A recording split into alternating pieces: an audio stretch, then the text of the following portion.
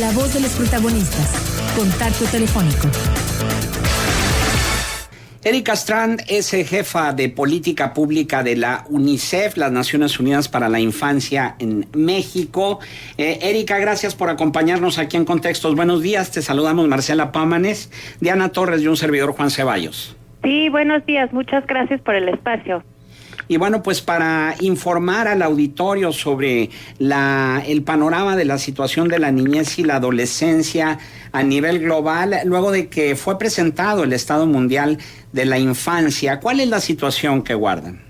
Pues sí, o sea, como siempre hay avances y seguimos enfrentando retos, ¿no? Entonces, en los avances, pues podemos decir que a nivel global se redujo la tasa de mortalidad, el número de niños que mueren cada día por la mitad, ¿no? Desde 1990, eso es un avance importante, y en los países más pobres, de hecho, fue una reducción de 2/3, aún más. Entonces, eso sí son buenas noticias.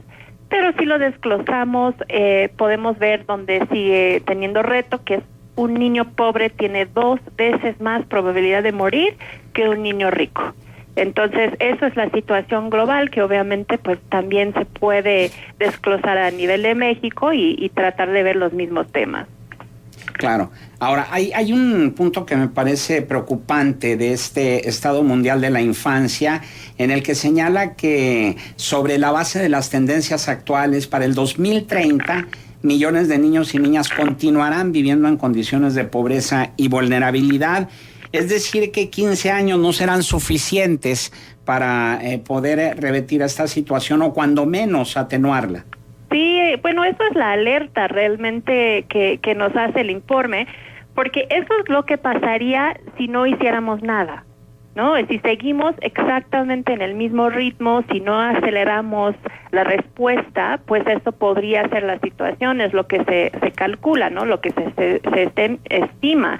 El chiste es tratar de cambiar un poco el ritmo y hacer unas mejoras y enfocarnos mejor hacia 2030 para evitar que eso pase. Ahora, el Estado Mundial de la Infancia, este estudio realizado por UNICEF, hace énfasis en que para revertir las tendencias actuales y alcanzar los objetivos de desarrollo sustentable es necesario que el mundo concentre sus esfuerzos para atender las necesidades de la infancia y la adolescencia de manera equitativa. Sin embargo, ¿hay alguna tendencia que permita ver si los gobiernos realmente están centrando su atención hacia los que sobadamente se les dice el futuro de México y del mundo?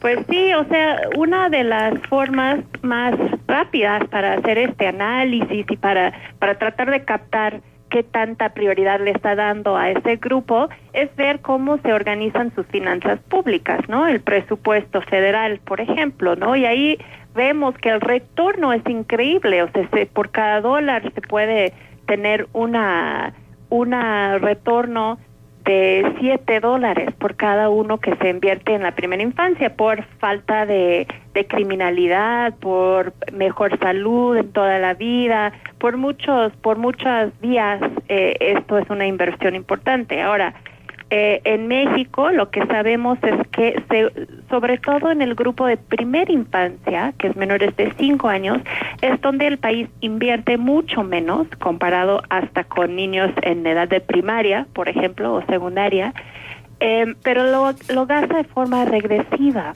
Y es decir, un niño que nace en pobreza y un niño que nace en una familia con muchos recursos, ¿no? En una zona con buenas escuelas, etcétera, pues el niño rico es quien más beneficia del gasto social y el niño pobre menos. Entonces, si bien enfrentan una brecha al nacer, esa brecha inmediatamente se abre por la respuesta del gobierno. Entonces, lo que nosotros hacemos es un llamado que esta división o alocación de recursos sea más equitativa y tome en cuenta, sobre todo en tiempos de austeridad, de recortes, como hemos visto desde otra vez la semana pasada, ¿no? Con el secretario de Hacienda, pues que los recortes sean en programas que atienden a los más ricos sobre todo los niños que tengan más recursos y menos a niños indígenas, zonas rurales y los que viven en pobreza.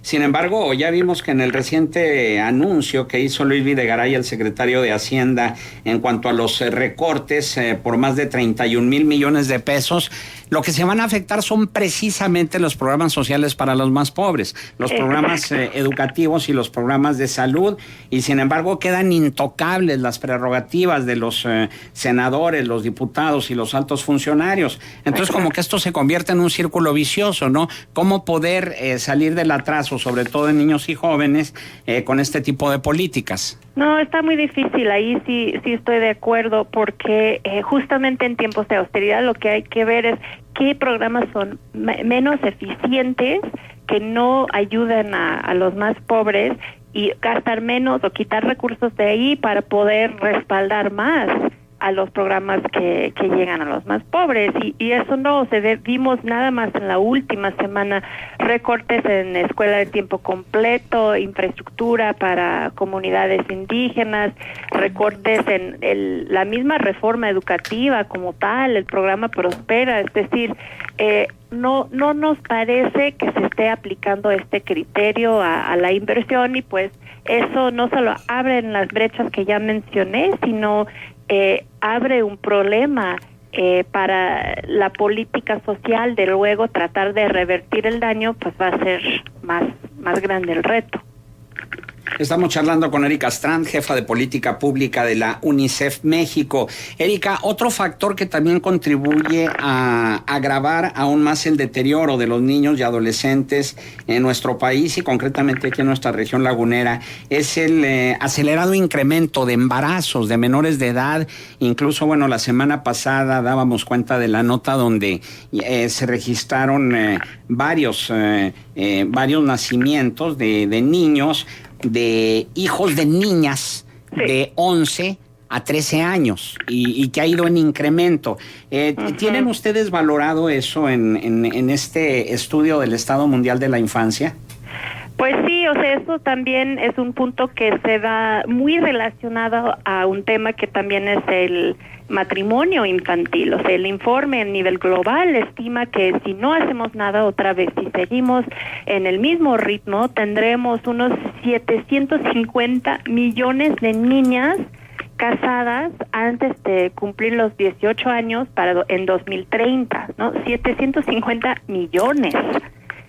Y eso pues obviamente tiene un vínculo importante al embarazo en esa edad temprana, y hasta en muchos casos de niñas, ¿no? Que es nosotros decimos de 10 a 14, ¿no? Porque en México desde los 10 años hemos visto embarazos, y bueno, tiene un impacto en la salud de la mamá, porque el cuerpo realmente no está para tener un bebé a esa edad.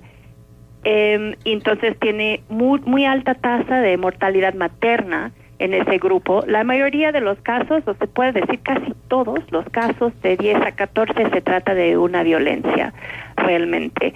Entonces ahí abre otro problema, que aún las mamás, o sea, las niñas en ese grupo etario que no se embarazan, pues mucho más están enfrentando ese tipo de violencia, que también tiene un impacto.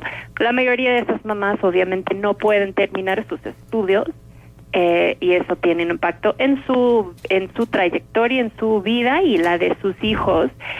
Vemos en México que 2 de cada 1,000 nacidos vivos es a una mamá de 10 a 14 años.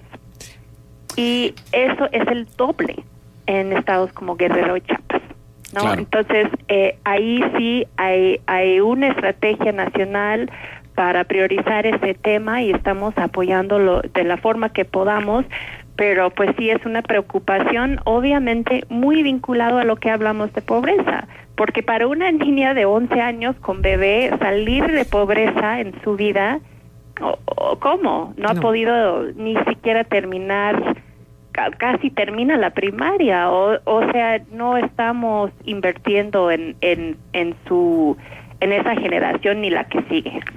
Claro, las personas que estuvieran interesadas en ahondar un poco más en este Estado Mundial de la Infancia, ¿dónde lo pueden consultar? Claro, está en nuestro sitio unicef.org/ UNICEF.org/México. Y ahí lo pueden encontrar, o nos visitan en Facebook también y pueden encontrar toda la información. UNICEF México. Bien. Erika Strand, jefa de políticas públicas de UNICEF México, nuestro agradecimiento por tu valiosa participación aquí en Contextos. No, muchas gracias por su interés. Hasta Buenos luego. días.